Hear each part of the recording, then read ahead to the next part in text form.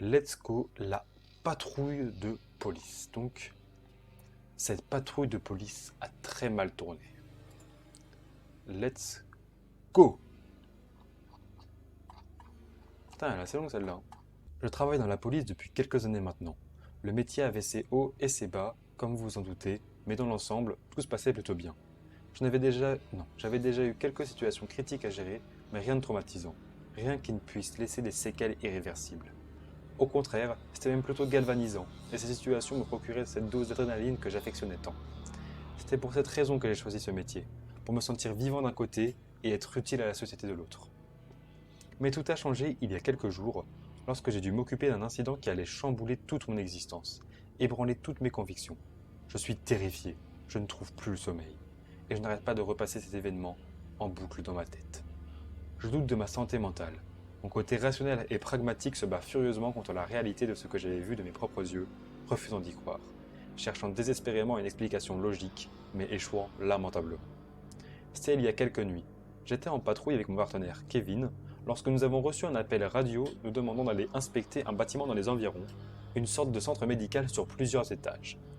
C'était la société de sécurité qui avait donné l'alerte, à la suite d'un mouvement anormal que leur détecteur de mouvement avait repéré dans un des bureaux de l'étage, et ils craignaient que ce soit un cambriolage. En arrivant sur les lieux, le détenteur des clés était déjà présent. Nous avons été surpris par sa réactivité, et il nous a expliqué qu'il habitait tout près du centre. Il nous a ouvert la porte, et nous sommes allés sécuriser l'intérieur. Le rez-de-chaussée était constitué d'un hall avec un comptoir d'accueil, une pharmacie, et un petit couloir qui donnait sur un ascenseur, et une porte fermée derrière laquelle se trouvaient des escaliers. Tous les bureaux des médecins et les salles d'attente étaient situés à l'étage. Le responsable des clés s'est sagement installé au comptoir d'accueil et nous avons commencé notre inspection. Kevin est resté dans le hall pour surveiller l'entrée, l'ascenseur et les escaliers, et je me suis dirigé vers la pharmacie. À l'affût, j'ai inspecté chaque rayon, chaque recoin qu'un éventuel cambrioleur pourrait utiliser comme cachette, mais il n'y avait personne. Tout était calme, et rien ne semblait avoir été touché. J'ai rejoint mon partenaire à l'entrée et nous nous sommes dirigés vers les escaliers. En tournant la poignée de la porte pour y accéder, on s'est aperçu qu'elle était verrouillée. Je me suis tourné vers le responsable des clés pour lui demander d'ouvrir, mais à notre grande surprise, il a simplement haussé les épaules en disant qu'il n'avait pas cette clé-là, il n'y avait que celle de l'entrée. Je me suis retenu de lever les yeux au ciel. Quel genre de détenteur des clés n'avait pas toutes les clés? Il y a mieux comme organisation, j'ai pensé. La seule issue pour accéder à l'étage était donc l'ascenseur. Ce n'était pas l'option la plus sécurisée et je n'aimais absolument pas l'idée de dépendre d'un appareil pour battre en retraite en cas de besoin, mais nous n'avions pas le choix. Kevin a donc appelé l'ascenseur et nous sommes montés dans la cabine, laissant le détenteur des clés seul au rez-de-chaussée. En arrivant à l'étage, la cabine s'est ouverte sur un long couloir plongé dans les ténèbres. La seule chose que nous pouvions discerner était une lumière diffuse tout au bout, provenant d'une petite signalisation indiquant la sortie. Armés de nos lampes, Kevin et moi avons prudemment avancé le long du couloir, chacun de nous s'occupant d'un côté, et nous avons vérifié toutes les portes unes à une. Elles étaient toutes verrouillées, à chaque nouvelle porte inspectée, nous nous arrêtions quelques instants pour tendre l'oreille et essayer de percevoir un quelconque bruit ou mouvement. Mais le calme était total. Oppressant même. Dans ce long couloir au sol moqueté, ne laissant filtrer aucun bruit, nous avons l'impression d'être sur une autre dimension. D'être dans une autre dimension. Je confonds avec la ligne du dessous. Je n'en menais pas large, et je sentais que Kevin non plus. Nous avons tout de même continué à avancer sur le qui-vive. En arrivant au niveau de la dernière porte, j'ai tourné la poignée sans conviction, certaine qu'elle serait tout aussi verrouillée que les autres. Mais à ma grande surprise, ce n'était pas le cas. Elle s'est ouverte sur ce qui ressemblait à un bureau inutilisé. Il y avait une salle d'attente avec des chaises empilées dans les coins et une salle de consultation qui semblait avoir été vidée précipitamment. Peut-être celle d'un médecin ayant déménagé en urgence. Quoi qu'il en soit, c'était étrangement glauque. Je n'aimais pas l'atmosphère qui régnait. Pressé d'en finir avec cette inspection qui me paraissait désormais inutile, je suis allé jeter un coup d'œil dans la salle de consultation, vérifiant que personne ne se cachait dans un placard ou derrière un rideau. Et comme vous vous en doutez, il n'y avait personne. Tout était désert et très calme. Pestant contre ces compagnies de sécurité qui paniquaient pour rien et nous faisaient perdre notre temps, nous avons rebroussé chemin et nous sommes ressortis dans le couloir. Mais quelque chose n'allait pas. La faible lumière qui éclairait cette partie-là du couloir était éteinte. alors qu'on l'avait vue allumée il y a quelques minutes à peine. Elle avait été remplacée par une autre lumière au-dessus de la cabine d'ascenseur, de l'autre côté du couloir. C'est étrange. J'ai commencé en me tournant vers Kevin. J'aurais juré qu'il y avait une lampe sur le... Je me suis interrompu, net, en voyant l'expression de son visage. Il était blanc comme un linge et plantait sa lampe torche d'un bras tremblant vers le couloir, les yeux écarquillés de peur. « Qu'est-ce qui ne va pas ?» je lui ai demandé, étonné et inquiète. On est d'accord que toutes les portes de ce fichu couloir étaient fermées et verrouillées quand nous les avions vérifiées. Oui, pourquoi tu... Je n'ai pas eu besoin de finir ma question. Quand je me suis enfin tourné vers le couloir pour suivre son regard terrifié, j'ai vu que toutes les portes étaient à présent grandes ouvertes. Mon cœur a failli s'arrêter, et j'ai senti mes jambes se dérouler sous moi. Je me suis retenu au mur de justesse. « Tu penses que quelqu'un nous joue un mauvais tour ?» j'ai murmuré d'une voix tremblante. Je n'ai entendu personne. Je n'ai même pas entendu ces portes s'ouvrir. Nous savions ce qu'il nous restait à faire. Nous n'avions pas le choix. Nous devons inspecter chacune des pièces soudainement mystérieusement accessibles. Sans nous éloigner l'un de l'autre, et plus alertes que jamais, nous avons fait le tour des bureaux, très similaire à celui qui était ouvert au bout du couloir, le désordre en moins. Il n'y avait absolument rien à signaler. Nous avons fouillé tous les recoins, toutes les potentielles cachettes, mais il n'y avait pas âme qui vive dans cet étage en dehors de nous. Je ne savais pas si je devais me sentir soulagé ou terrorisé. S'il n'y avait personne, comment diable ces portes pouvaient être ouvertes ? Je n'étais même pas sûr de vouloir le savoir. Tout ce que je voulais, c'était partir d'ici en vitesse. Kevin partageait mon avis et nous nous sommes dépêchés de traverser la dernière salle d'attente pour rejoindre le niveau du couloir. Pour rejoindre de nouveau le couloir. Nous avions à peine posé le pied en dehors de la salle que lorsque soudainement, toutes les portes ont claqué dans un fracas épouvantable, y compris celle qui était juste derrière mon dos et qui a manqué de peu de me couper en deux. Nous étions paralysés de terreur, incapables de faire un seul pas alors que le fracas des portes résonnait encore dans nos crânes. Mais ce n'était pas le pire. Nous avons soudainement senti une présence écrasante, hostile, malveillante s'abattre sur nous. Nos radios ont complètement disjoncté. Elles se sont brutalement mises à émettre des grésillements et un bruit statique perçant. Et derrière ces bruits, quelque chose d'autre se faisait entendre. Une voix rauque, distordue, qui n'avait rien d'humain. La terreur qui m'a envahi en entendant ma sortie me paralysie et je me suis précipité vers l'ascenseur, Kevin sur mes talons.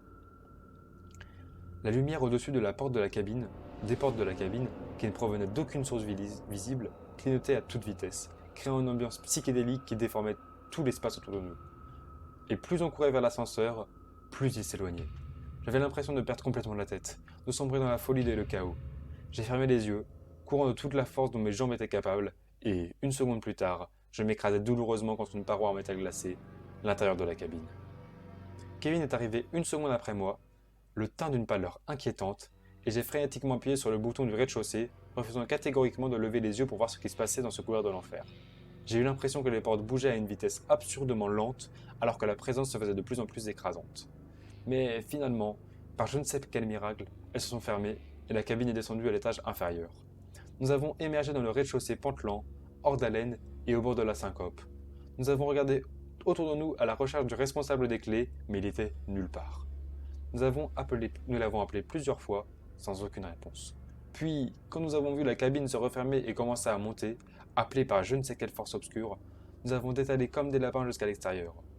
De retour à notre voiture, nous avons appelé l'opératrice qui nous avait envoyés en patrouille pour dire que nous n'avons trouvé aucun intrus, ce qui était la vérité dans un sens, et lui demander le numéro de téléphone du responsable des clés pour lui faire un rapport, car il était soudainement parti. Étonnée, elle nous a répondu qu'elle était toujours en route et n'arriverait que dans quelques minutes. Kevin et moi avons échangé un regard confus, avant d'expliquer à l'opératrice que nous l'avions déjà rencontrée. Elle semblait aussi confuse que nous, et elle nous a demandé de contacter directement la société de sécurité pour les informer de ce qui s'était passé. J'ai noté le numéro et je les ai appelés tout de suite après. Un opérateur a décroché et je lui ai expliqué la situation. Il m'a répondu qu'il était impossible que nous ayons rencontré le détenteur des clés. D'une, parce qu'eux-mêmes venaient à peine de réussir à l'avoir en ligne, et de deux, parce qu'il s'agissait d'une femme et non d'un homme. Complètement abasourdis et incapables d'expliquer ce qui venait de se passer, nous avons attendu la vraie responsable. Elle est arrivée quelques instants plus tard, et voyant nos mines décomposées, elle nous a demandé ce qui s'était passé. Nous lui avons tout raconté, et au fur et à mesure de notre récit, elle pâlissait de plus en plus.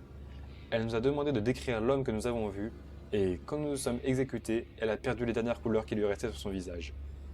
L'homme que vous avez vu est le docteur Ross. Elle nous a avoué d'une voix tremblante. Il travaillait ici jusqu'à peu. Son bureau était celui du premier étage, au bout du couloir. C'est un médecin brillant, à qui tout souriait dans la vie, jusqu'à ce qu'il plonge dans une grave dépression. Il a commis plusieurs erreurs graves, et l'une d'elles a coûté la vie à un patient. Il a mis fin à ses jours la semaine dernière, ici même. Complètement sonné, nous l'avons salué et nous sommes retournés au commissariat. Le lendemain, j'ai posé un congé. Je ne suis toujours pas revenu au travail. Je ne sais pas si j'en retrouverai la force un jour, mais une chose est sûre, je ne m'approcherai plus jamais de ce bâtiment.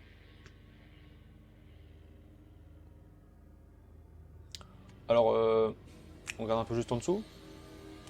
Juste en dessous, c'est écrit texte bar Daenis, inspiré d'un vrai témoignage. Mais oui, évidemment le vrai témoignage. Sinon, c'est pas drôle. Alors, celle-là, elle faisait pas super peur parce qu'elle était classique d'un jeu d'horreur quand même. Le truc, ouais, tu vas jusqu'au bout du couloir, tu regardes dans la pièce, tu ressors du couloir, toutes les portes fermées sont ouvertes, tu vas voir, toutes les portes claquent d'un coup. Elle est bien, mais il n'y a pas beaucoup d'imagination, quoi. C'est classique. C'est pas super étonnant, quoi, ce qui s'est passé. Genre, on s'attendait à la fin que c'était quelqu'un de mort ou un truc comme ça, quoi. Les commentaires, évidemment. Les commentaires, on y retourne toujours. On retourne toujours par les commentaires. Yo, il faut comprendre, il faut faire comprendre à ce spectre, j'espère que pour vous ce n'est pas un djinn ou ombre, qu'il ne peut rien faire et, le, et de le faire rappeler toutes les vies qu'il a sauvées pour qu'il puisse partir en paix. Alors, je pense que le gars a un peu trop pris à premier degré à Creepypasta, parce que c'est... Le but du Creepypasta, c'est quand même que ça soit pas réel, inventé, même si inspiré d'un vrai témoignage. Il y a sûrement des gens qui ont témoigné ça, mais ça sert à rien de dire ça. Méga flippant, super bien écrit, captivant, égale creepypasta, j'adore. C'est vrai qu'au final, même si c'était prévisible et c'était pas très... C'était bien écrit, c'était juste pas très original. C'est vrai que c'est une creepypasta. J'ai bien aimé cette histoire, elle est très bien, dire que je suis en stage de police et j'espère que ça m'arrivera pas. Vérité. Coucou, j'ai adoré ton histoire, merci pour toi pour cette peur que j'ai eue, merci encore. Nul à chier, gros chien. C'est... bah non, c'est bien écrit, mais c'est pas original. Je pense que c'est parce que c'est pas original et que c'est vu et déjà vu et revu, le truc, les portes qui se claquent, tout ça. C'est beau, ça, c'est un beau. Ça se voit que c'est un commentaire très constructif quand même. Qu'a répondu Anonyme. C'est quoi ton problème? Si t'as pas aimé, tu pars, je parie que tu serais pas capable d'en écrire la moitié. Tais-toi, tu te serais chié dessus si tu serais une police, car j'en suis une, et je comprends un peu ce qu'il ou elle a ressenti. Oui, alors, monsieur ou madame le policier, bah faut apprendre à écrire. Je parle du premier qui a parlé. Nul à chier, gros chien. Je sais pas en fait qui est qui. Je pense que le nul à chier, gros chien, c'est le même que l'anonyme lui. Bref. Incroyable, intéressant tout cela. Une communication dans une autre dimension peut-être. C'est tout ce que j'ai à dire. Et bah celle-là était pas si mal. J'ai bien aimé. Mais bon. Si je vais les classer, je pense que je peux mettre en premier. En premier. Si vous voyez cette pub fuyez, parce qu'elle était vraiment bien, elle était. Elle prenait au trip. En deuxième, je pense que je mettrais l'horrible maison Disney. Parce qu'elle était pas si mal finalement, elle était bien. Puis même c'était le début, du coup je flippais un peu. En troisième, en vrai, là, la patrouille de police, je la mettrais en dernier. Non. Si. Patrouille de police en quatrième et en troisième, je l'ai trouvé. Je pense que c'est un bon classement. C'est légitime. Du coup, bah voilà. Voili voilou. Je vais essayer de revenir bientôt pour refaire d'autres lives. Parce que j'ai kiffé. J'ai kiffé. Et à bientôt.